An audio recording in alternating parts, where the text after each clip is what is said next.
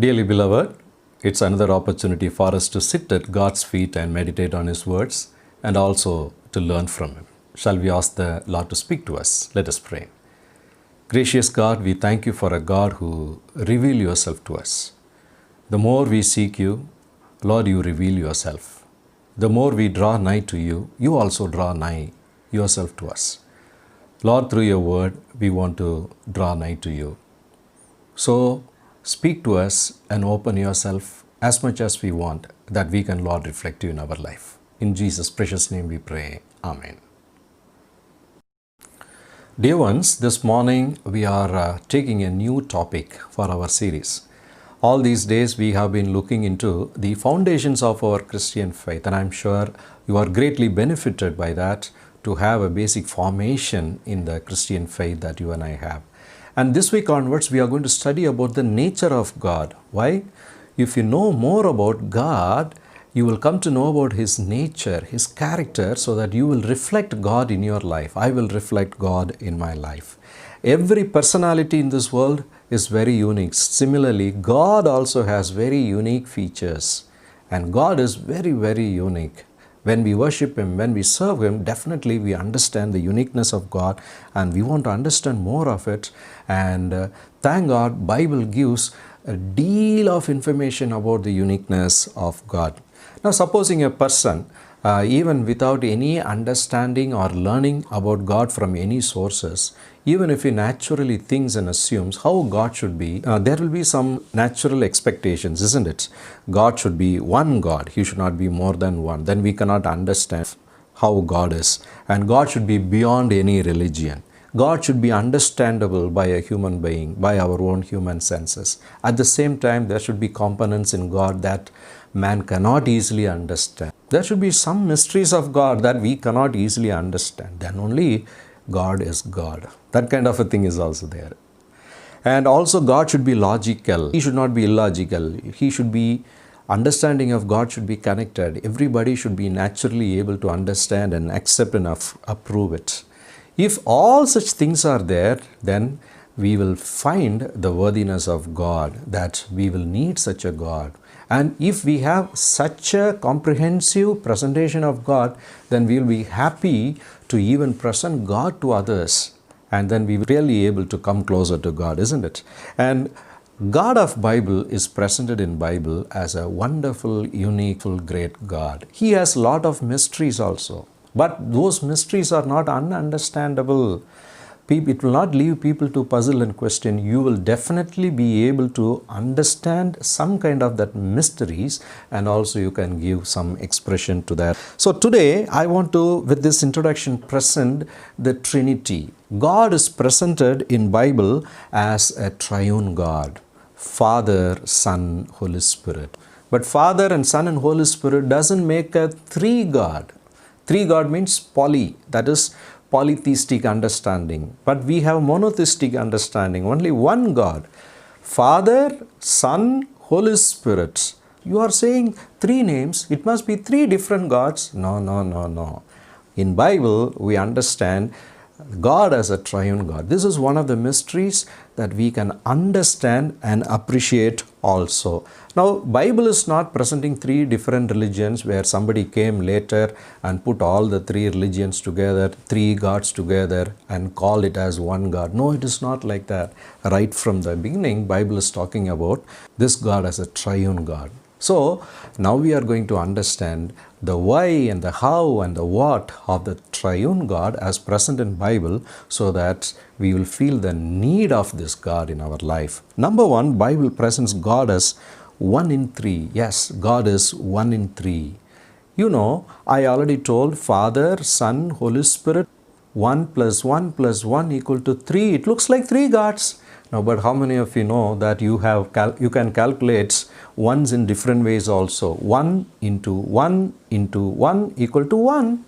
Yes, one God in three personalities. One God expresses Himself, presents Himself in three different personalities, yet they are one God.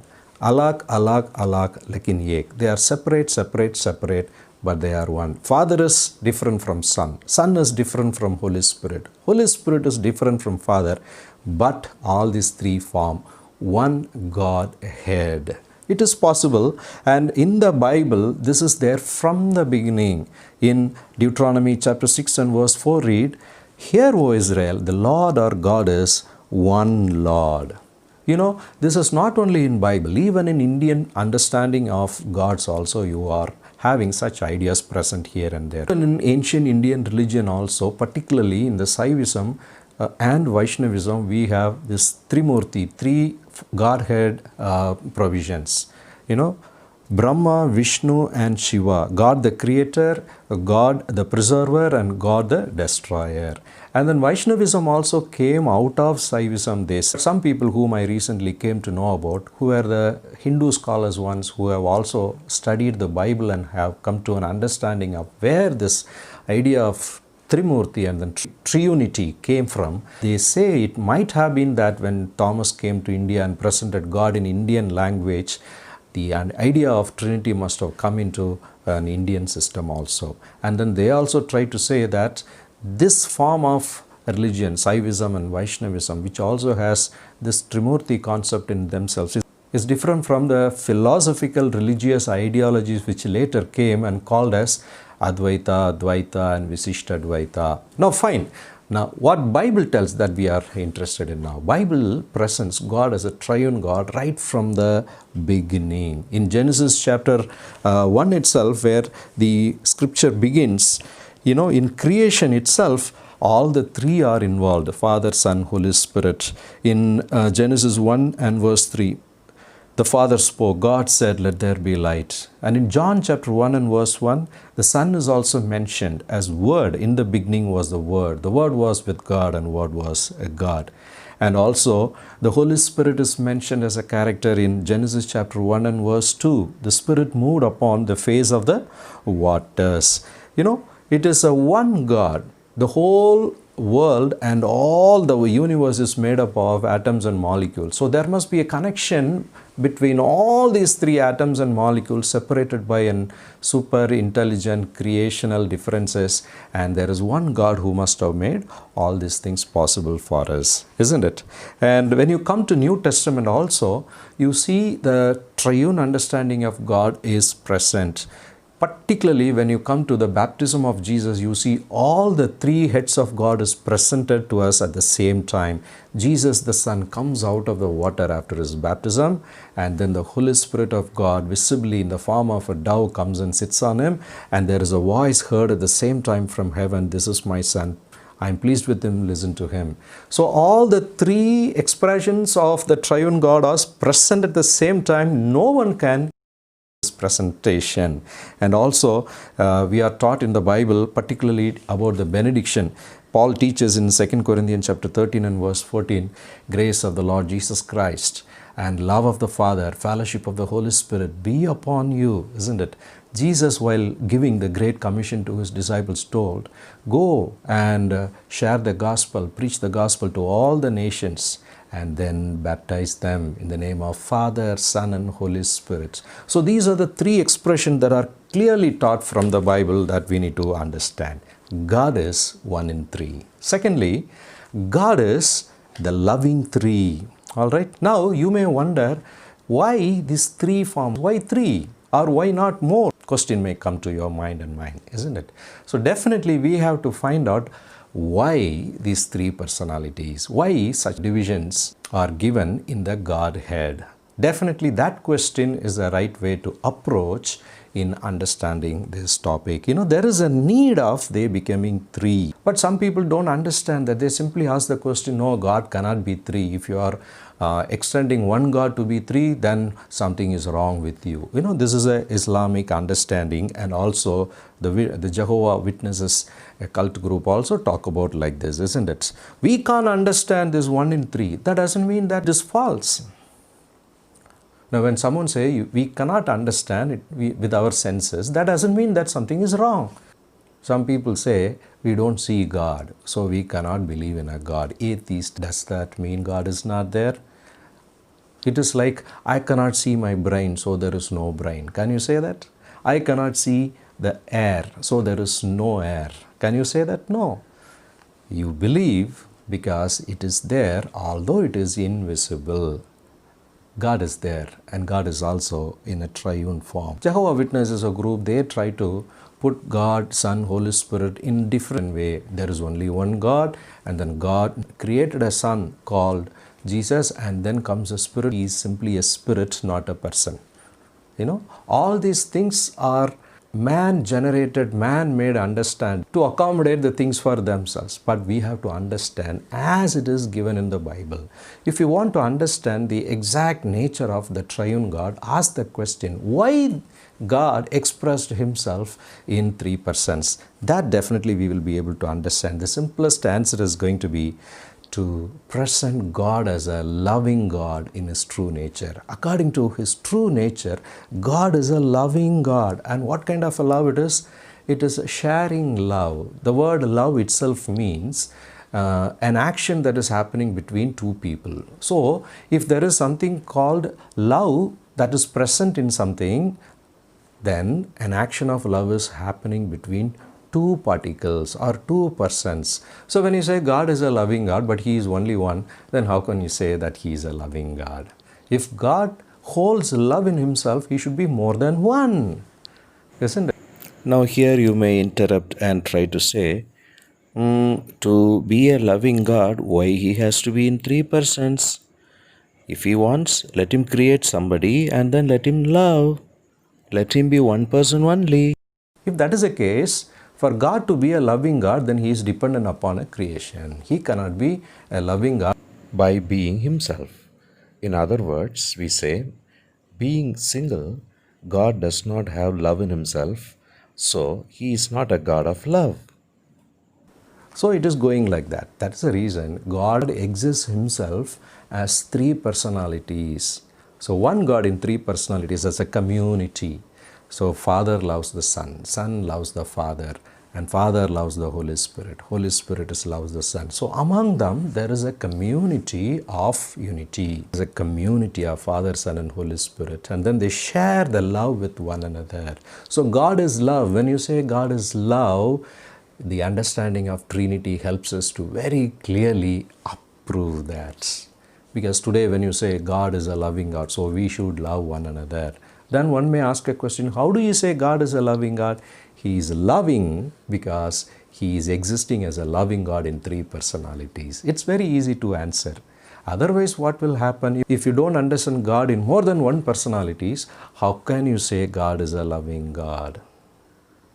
It is as good as saying, I don't know anything about God, so let us not love one another. You don't have the pressure of loving one another, isn't it? But Bible present God himself is a loving God. Because he is loving God to you, you also need to love him back and love one another. So love becomes a compulsory expectation. We need to learn to love. We need to receive the love from God and share with one another. And this understanding becomes very real only when God is present himself in more than one personality. So now you answered why of the three in one. Now ask how God is existing himself as three in one. They, as Father, Son, and Holy Spirit, share the love among each other. They share the glory among each other. They share eternity among each other. Yes? And then they also share duty among each other. If you take one action, all the three personalities are sharing the same thing.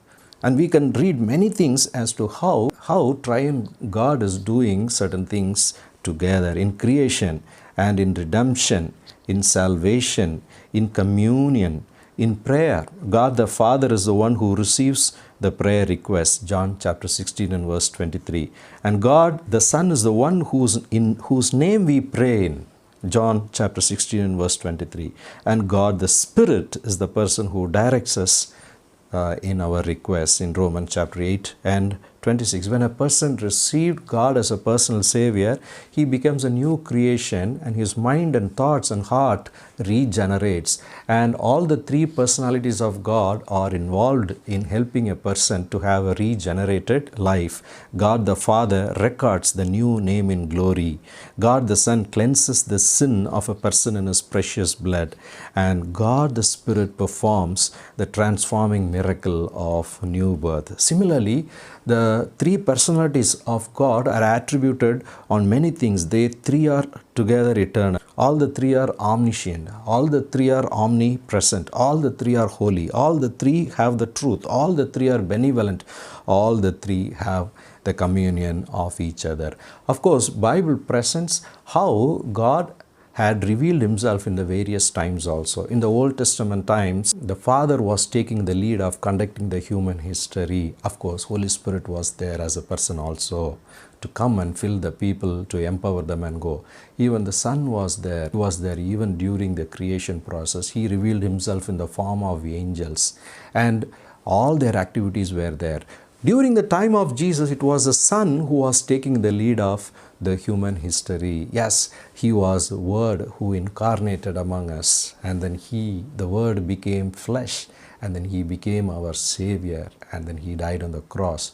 After his resurrection and then ascension, the Spirit of God came. So it was the Holy Spirit's time and his time of leadership in this world. Now he is involved in the church. He is growing the church. He is leading the people towards the end of the history. He is the restraining power to protect the church against the wiles of the evil one. So Father, Son, Holy Spirit is present.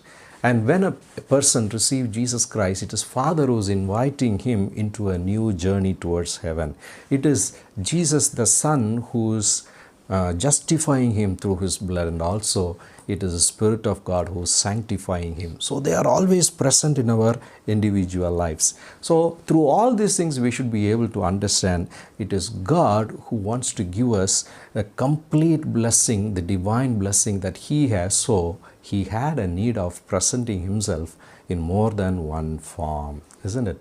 That doesn't mean that there was only one God in the beginning and after that he divided himself into three characters. No, it is not like that, because we do not know what happened beyond the creation of the world. Our knowledge is very limited. The animals have 5 senses, we have 6 senses. We cannot think beyond that, isn't it? But from the Bible we understand that from eternity, from the beginning, all three are there present. So that is the way we need to understand the triune God. Now, how much we can have the commonality between the general understanding of triune God and biblical understanding. Now, general understanding of the triune God here on earth is that there is one God for creation, there is another God for sustenance, and another God for destruction, isn't it?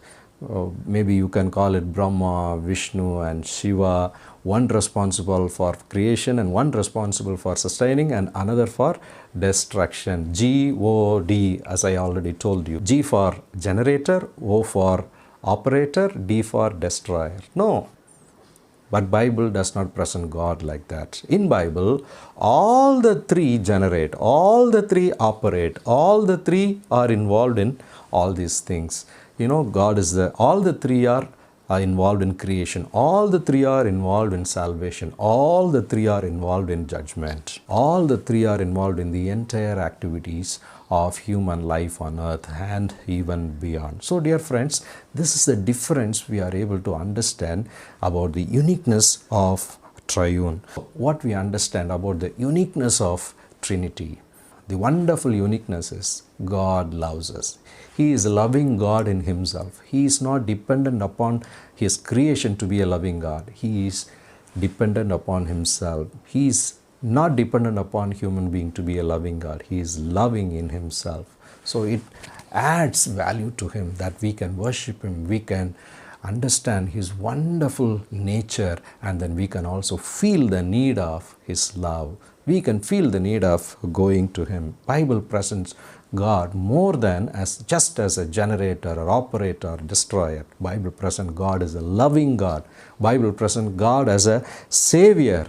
And Bible present God as a comforter, the one who is with you. All three are personalities. You are created in His image as a personality, and then they come and then protect you. They stay with you. They redeem you. They keep you, and then they offer their close fellowship with you. What a wonderful understanding. This is the reason from the Bible, when we understand the mysteries of God, we can give expression to it, and we can come close to Him, and we can behold Him. We cannot leave Him. No other philosophies, no other understanding that is generated by human being can replace this. That is the reason when you come to the biblical faith in knowing God, you stick to it.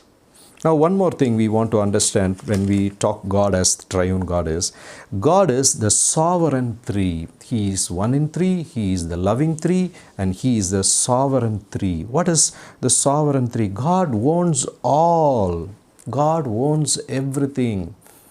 You talk about Old Testament and the New Testament, we see God created everything for Himself, for His own pleasure. He is the God of the universe. So He is sovereign. Everything is controlled by Him. That is the reason when Jesus died on the cross, He became the Savior of the whole world. God so loved the world. Why He has to love the whole world? Because God owns everything. God owns everybody. And He is sovereign. Yes, He exists Himself as Father, as the Son, and the Holy Spirit. But all three personalities of the same God are working to bless us. And when we understand, we feel elevated. We feel that we are owned by an amazing God. And we also understand the worthiness of God, that we can worship Him. Not only that, when we know that God is in His triune form, in His community of Fathers and Holy Spirit, having a wonderful fellowship among themselves, He is including us also into His fellowship. Yes, that is the reason Jesus came in this world, that we can become a part of God's fellowship. We don't become a part of God, but we come into God's family. We come into God's fellowship. We will read and understand a little more about this when we come to the part of Jesus Christ. John chapter 15 and verse 1 goes like this: I am the vine, you are the branches, and my Father is a gardener. How beautiful! Just in one verse or two, God connected the relationship between God and Jesus, who came in the human form, and we the human beings all put together. All these are possible because of the sovereign love of God. And also there are few verses in Bible which are very, very clear about the triune understanding of God. At one point, maybe the disciples thought, Jesus, you are the Son, you came down, but you show us the Father. Then Jesus immediately interrupted and told very clearly, you must know that Father is in me, I in the Father.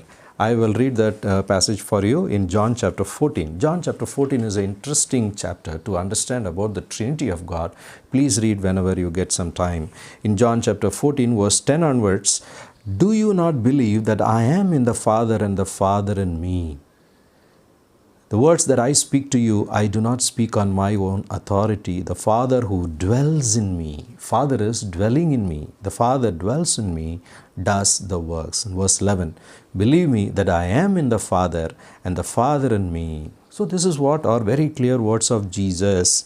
And in verse 20, He said, one day is coming. At that day you will know that I am in my Father, and you in me, and I in you. So it is to that fellowship God is taking us and then leading us to and incorporating us into that fellowship. In verse 23, how God is in presenting Himself to us and dwelling in us also. In verse 23, Jesus answered and said to him, if anyone loves me, he will keep my word, and my Father will love him, and we will come to him and make our home with him. Jesus saying, me and my Father, already we are living together, dwelling in each other. We will come and then live in that person, in you, and then we will make our home with you. Very clear expressions of the triune understanding of God. Please do not forget all these things. But some people still say that we cannot understand it. You can understand. How you cannot understand? God, the Father, Son, and the Holy Spirit. Same essence, same divine essence made up of same essence but presenting themselves as three personalities. Can you understand the composition of water, H2O? Yeah, the water is present in the form of liquid as water and also gas and also a solid in the ice form. All are three but having the same basic molecules of H2O. We can understand through all these physical objects that same molecules can come in three different various forms. And some people say, why God is not one, He is three, how to understand it? But the same people say, God is the one who is present in all the people's heart and mind in their homes at the same time. In this whole world, there are 800 crores of people living. How can one God be present in everyone's individual heart, 800 crore people's heart at the same time? You understand that? If you are able to understand that, then what is the problem in understanding one God can express Himself in three personalities? Just imagine if I take a passport size photograph of myself, they give three copies, three different identical copies. All the three are different at the same time, all the three are the same person. You can understand it? Same person, three different copies? Man, take our own example. Man is a tripart being, they say. I have a body, I have a soul, and the life breath is connecting these two. Can you understand how this combination has come? You can't understand, but still you can accept.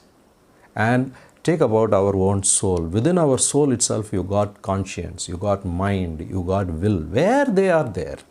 Although all three are separate, working for the same person, all these three can be different at the same time. We can understand the triune being of God. Who said we cannot understand it? A church father called Athanasius, while trying to give a best understanding to the world in a place called Nicene, he said, Father, Son and Holy Spirit are of same essence in three different forms. He is homoousios. Homoousios. So, dear friends, now when we understand about God, yes, it is a mystery, but it is not an unknown mystery, a mystery that is very much revealed for our wonder. Therefore, we are truly privileged to have the triune understanding of God. And this presentation of God in three forms gives us a complete picture of God. So God is very consistent. He covers all the things we need in His Godhead, in His mystery, and He is completely worthy to worship. Trinity is a unique presentation of God. All the mystery about God are in it, but at the same time it is expressed, it is exposed for us to understand. We can exclaim today. And this understanding of God as a triune God keeps a person anchored and fixed to Him in faith. Our faith rests upon Him because all that our faith requires and demands are found in this understanding of God. Not only that, the presentation of God in a triune form also helps us to understand that we can come into the close fellowship of God. We cannot go away from Him. Nothing can separate us from the love of God. So, dear friends, the topic of studying God's nature and knowing Him as a triune God within the word Trinity helps us to come closer to God and behold His glory and worship Him. Bible says in John chapter 17 and verse 3, and this is life eternal, that they might know Thee, the only true God, and Jesus Christ, whom Thou hast sent. And what is life eternal? To know God who is one in three, so that we can have the life of God in us, which takes us to live eternally with God forever. May God continue to bless you as your faith rests upon this wonderful nature of God. Let us pray. Loving Heavenly Father, we thank You for revealing Yourself as a triune God. And Lord, You are one in three. You are a loving three, and You are a unique sovereign three. And You have everything within You that we can put our faith in You and know You and to have the eternal life. And thank You, Lord, for Your fellowship that covers us also. Lord, sometimes we feel very lonely, but You cover us. Thank You for this wonderful promise. Lord, with a great faith You have entrusted Your true character to us, Your nature to us, of being a loving God, of being a Savior, of being, Lord, a wonderful Comforter. Help us to understand this and, Lord, appreciate You and also behold to You and follow You always and worship You and receive all the blessings You have through your character. In Jesus' name we pray. Amen.